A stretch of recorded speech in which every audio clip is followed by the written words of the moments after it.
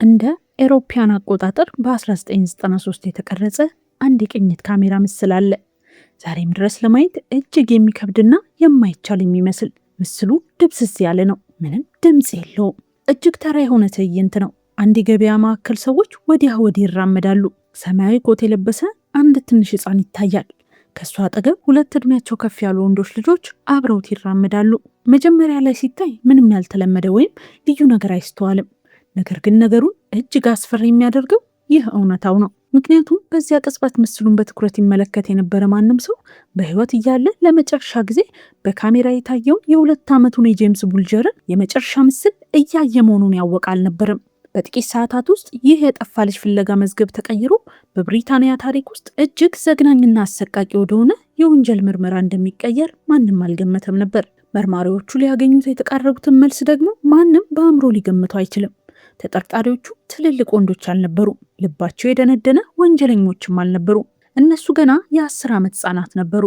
ስለዚህ ጥያቄው ከአንድ ወንጀል በላይ እያሰፋ ሄደ። አንድ ህጻን ልጅ እንዴት ሰውን ለመግደል የሚያስችል አቅምና ጭካኔ ሊኖረው ይችላል? ይህን ድርጊት አስቀድሞ ሊያስቆመው የሚችል ማንም ሰው አልነበረም። ገዳዮቹ ራሳቸው ገና ህጻናት ሲሆኑስ? ዛሬ ይህንን የወንጀል መዝገብ ደረጃ በደረጃ መልሰን እንከፍተዋለን። ከለዛሬ ሚዲያ ጋር አብራችሁን ቆዩ።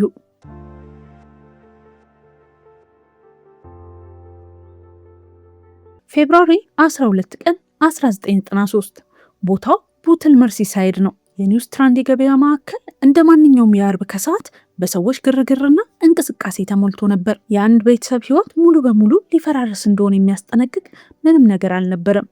ዴኒዝ ቡልጀር ከ2 ዓመት ልጇ ከጄምስ ጋር ገበያ ለመሸመት ወጥታለች። ጄምስ 3ኛ ዓመት ልደቱን ለማክበር ጥቂት ሳምንታት ብቻ የቀሩት ህፃን ነው። በገበያ ማዕከል ውስጥ ዴኒዝ ወደ አንድ ስጋ ቤት ገባች። ለጥቂት አጭር ቅጽበታት ጄምስ ከበሩ አጠገብ ቆሞ ነበር። ከዚያ ግን በድንገት ከአጠገቧ ተሰወረ። መጀመሪያ ላይ የአንድ ወላጅ አእምሮ ወደ ከፋው ግምት አይሄድም። እናትየው እዚህ ቅርብ መሆን አለበት፣ ጥጉን ታጥፎ ሊሆን ይችላል ብላ ታስባለች። አንድ ሰው አይቶት መሆን አለበት ብላ ትገምታለች። ነገር ግን ሰከንዶች ወደ ደቂቃዎች ተቀየሩ። ደቂቃዎች ደግሞ ወደ ከፍተኛ ድንጋጤና ሽብር ተለወጡ። የጥበቃ ሰራተኞች መረጃው ደረሳቸው። የገበያ ማዕከሉ ሰራተኞች ፍለጋ ጀመሩ። ፖሊስም ወዲያውኑ ተጠራ። በተጨናነቀ የገበያ ማዕከል ውስጥ አንድ ታዳጊ ልጅ መጥፋቱ እያንዳንዱ መውጫ በር፣ እያንዳንዱ ምስክርና እያንዳንዱ ደቂቃ ወሳኝ መሆናቸውን ያሳያል። እናም የዚህ ታሪክ የመጀመሪያው የሚያሰቃይ ዝርዝር መረጃ ይኸው ነው። ጄምስ የጠፋው በህዝብ ፊት ነበር። በሩቅ ገለልተኛ መንገድ ላይ አልነበረም። እኩለ ሌሊትም አይደለም። እሱ የጠፋው በደማቅ ቀን በሰዎች ተከቦ ነበር። ይህ ሁኔታ በኋላ ላይ ወንጀሉን ይበልጥ አስፈሪ እንዲሆን አድርጎታል።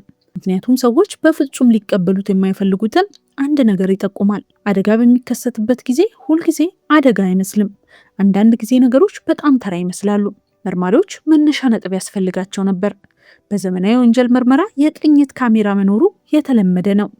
ነገር ግን በ1993 የደህንነት ካሜራዎች ምስል እንደ ዛሬው ጥራት ያለው በሰፊው የተዘረጋና በቀላሉ የሚገመገም አልነበረም። ቢሆንም ግን የገበያ ማዕከሉ ካሜራዎች ነበሩት። እናም መርማሪዎች የተቀረጹትን ምስሎች በጥንቃቄ ሲፈትሹ ያንን ወሳኝ ቅጽበት አገኙ። ጄምስ ቡልጀር ከገበያ ማዕከሉ ወጥቶ ሲሄድ በካሜራው ታየ። ነገር ግን እሱ ብቻውን አልነበረም። 2 ወንድ ልጆች አብረውት ነበሩ። አንደኛው ልጅ እጁን የያዘው ይመስላል። ያ ምስል ሁሉንም ነገር ቀየረው። አሁን መርማሪዎች የጠፋ ህፃን ብቻ አልነበረም የሚፈልጉት፣ እሱን ይዘውት የሄዱትን 2 ልጆች ጭምር እንጂ። እዚህ ቦታ ላይ ታሪኩ ለአእምሮ ለመቀበል እጅግ አስቸጋሪ ይሆናል። ጄምስን አንድ ትልቅ ሰው ይዞት ሲሄድ ቢታይ ኖሮ የአካባቢው ምስክሮች የተለየ ምላሽ ሊሰጡ ይችሉ ነበር። ነገር ግን 2 ልጆች ከታናሽ ህፃን ጋር ሲሄዱ ይህ ልክ እንደ ወንድማማቾች የአክስት ልጆች ወይም አብረው የሚጫወቱ ልጆች ሊመስሉ ይችላሉ። ጣልቃ መግባትን የማይሻ ተራ የቤተሰብ ቅጽበት ነው። ጭራቆቹ ራሳቸውን ለመደበቅ ጭንብል አላደረጉም። የደበቃቸው የልጅነት ባህሪያቸው እራሱ ነበር። ፖሊሶች የካሜራውን ምስል ካገኙ በኋላ ልጆቹ የተጓዙበትን መንገድ መልሰው መመልከት ጀመሩ።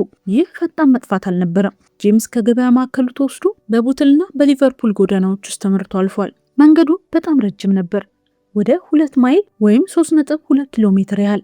የ2 ዓመት ህጻን ልጅ ያንን ያህል ርቀት ከ2 ትልልቅ ልጆች ጋር በህዝብ በተሞሉ ቦታዎች፣ በሰዎች ፊት፣ በመንገዶችና በቤቶች አጠገብ፣ የመዳን እድሎች በነበሩባቸው ቦታዎች ሁሉ ሲራመድ ነበር። በኋላ ላይ ምስክሮች ልጆቹን እንዳዩዋቸው ያስታውሳሉ። አንዳንዶቹ ጄምስ ሲያለቅስ አስተውለዋል። አንዳንዶቹ ደግሞ ልጆቹን አይተዋል። የተወሰኑት ደግሞ የሆነ ነገር የተበላሸ ይመስል ነበር ብለው አስበዋል። ነገር ግን እንቅስቃሴውን ለማስቆም የሚያስችል ከባድ ጥርጣሬ አልገባቸውም። እናም ይህ የወንጀሉ እጅግ ጨካኝ ክፍል ነው። ምክንያቱም እውነቱ ከታወቀ በኋላ እያንዳንዱ አመልካች ዕድል ሊሸከሙት የማይችሉት ከባድ ህመም ትሆናለች። አሁን መርማሪዎች ከባድ እንቆቅልሽ ገጠማቸው። የጠፋ ህፃን፣ ያልታወቁ 2 ወንድ ልጆች፣ በህዝብ ጎዳናዎች ውስጥ ያለ ረጅም መንገድና እየተቆጠረ ያለ ሰዓት።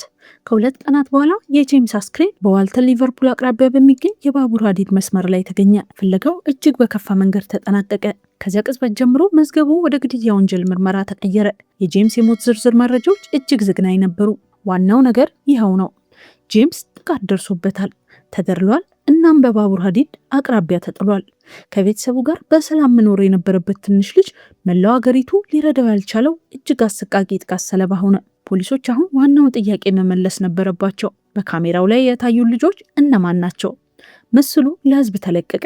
ህዝቡ እርዳታ እንዲያደርግ ተጠየቀ። መረጃዎች መፍሰስ ጀመሩ።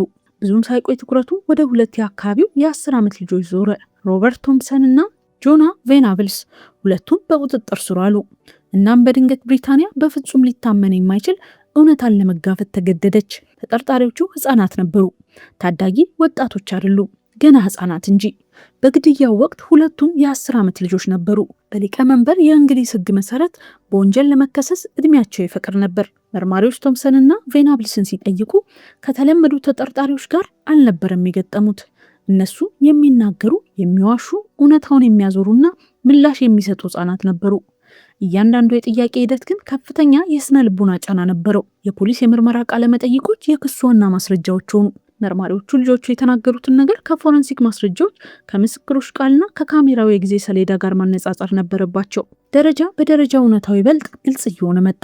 ሁለቱ ልጆች በዚያ ቀን ትምህርት አርፍደው የገበያ ማዕከሉ ሲንከራተቱ ነበር። መጀመሪያ ላይ ያቀዱት ጄምስን ለመግደል አልነበረም። ከጄምስ በፊት ሌላ ትንሽ ልጅ ለመስረቅ ሞክረው ሳይሳካላቸው ቀርቷል። ለእነሱ ነገሩ ልክ እንደ አንድ አስደሳች የሌባና ፖሊስ ጨዋታ ወይም ደግሞ በህፃናት አእምሯቸው ትልቅ ስልጣን እንዳላቸው ለማሳየት ያደረጉት የጉልበተኝነት ሙከራ ነበር። ሳይኮሎጂስቶች እንዳጠኑት ሁለቱም ልጆች ለየብቻቸው ቢሆኑ ይህን ወንጀል የመፈጸም ድፍረቱ አልነበራቸውም።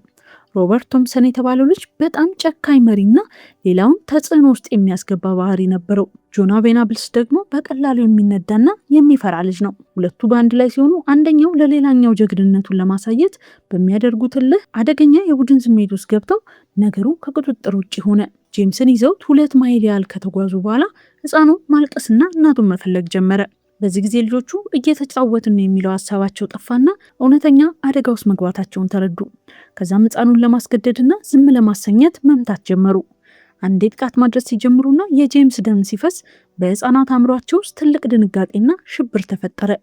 ወንጀሉ እንዳይነቃባቸው በማሰብ ድርጊቱን ይበልጥ ወደ ከፋ ጭካኔና ግድያ አሳደጉት። ሁለቱም ልጆች የመጡበት የቤተሰብ ህይወት በጣም የተበላሸ ነበር። በቤተሰቦቻቸው ውስጥ ከፍተኛ ቸልተኝነት፣ ጩኸትና በአመፅ የተሞላ አካባቢ ነበር። ይህም ልጆቹ ለሌላ ሰው ህመም ያላቸው ስሜት እንዲደነዝዝና የሰውን ስቃይ እንደ ተራ ነገር እንዲያዩት አድርጓቸዋል። ሆኖም ግን በማስረጃዎችም ቢሆን ያ ስሜታዊ ጥያቄ አሁንም ምላሽ አላገኘም። 2 የ10 ዓመት ልጆች እንዴት የዚህ አስከፊ ጥቃት አካል ሊሆኑ ቻሉ? ጄምስ ገና የ2 ዓመት ልጅ ነበር። ራሱን መከላከል የማይችል ንጹህ ህፃን። እሱ ጥበቃ ሊደረግለት ይገባል። በኖቬምበር 1993 ሮበርት ቶምሰን እና ጆን ቬናብልስ ፍርድ ቤት ቀረቡ። በወቅቱ ዕድሜያቸው 11 ዓመት ሆኖ ነበር። ችሎቱ የሳምንት ቆየ። አቃቤ ህግ የተጓዙበትን መንገድ፣ ማስረጃዎችን፣ የምስክሮችን እይታ፣ የፎረንሲክ ግኝቶችና የልጆቹን የፖሊስ ቃለ መጠይቆች በዝርዝር አቀረበ። በኖቬምበር 24 ቀን 1993 በግድያ ወንጀል ጥፋተኛ ሆነው ተገኙ። እነሱ በዘመናዊ የብሪታንያ ታሪክ ውስጥ እጅግ ትንሹ ጥፋተኛ የተባሉ ገዳዮች ሆኑ። ከጥፋተኝነት ውሳኔው በኋላ ቶምሰን እና ቬናብልስ በእስር ላይ ቆዩ። ከዓመታት በኋላ ሁለቱም በአዲስ ማንነት ተለቀቁ። ያ ውሳኔ በብዙ የህዝብ አባላት ዘንድ ከፍተኛ ቁጣን ቀሰቀሰ። ለአንዳንዶቹ ህጉ ከለጋሹ ይልቅ ገዳዮችን የጠበቀ ይመስል ተሰማቸው። ለሌሎች ደግሞ ህፃናት የቱንም ያህል አስከፊ ወንጀል ቢፈጽሙ አሁንም የመለወጥ አቅም አላቸው በሚለው እምነት ላይ የተገነባ የፍትህ ስርዓት ነጸብራቅ ነበር። ከእስር ከተፈታ በኋላ ሮበርት ከህዝብ እይታ ሙሉ በሙሉ ተሸሸገ። ጆና ቬናብልስ ግን በፍጹም አልቻለም። እሱ በኋላ ላይ የህፃናት ጥቃት ምስሎችን ከመያዝ ጋር በተያያዘ በሌላ ወንጀል በድጋሚ ወደ እስር ቤት ተመለሰ። ለብዙ ሰዎች የእነሱን የከፋ ፍርሃት አረጋገጠ። እሱ በፍጹም መፈታት አልነበረበትም የሚለውን ክርክር እንደገና ቀሰቀሰው። ብዙ ግድያዎች አሳዛኝ ናቸው፣ ብዙ ገዳዮች አስደንጋጭ ናቸው። ነገር ግን ይህኛው በህዝብ ትውስታ ውስጥ ተቀርጾ ቀረ። ከፊሉ በጄምስ እድሜ ምክንያት ነበር፣ ከፊሉ ደግሞ በገዳዮቹ እድሜ ምክንያት፣ በከፊል ደግሞ በህዝብ ፊት የተፈጸመ እገታ ነበር።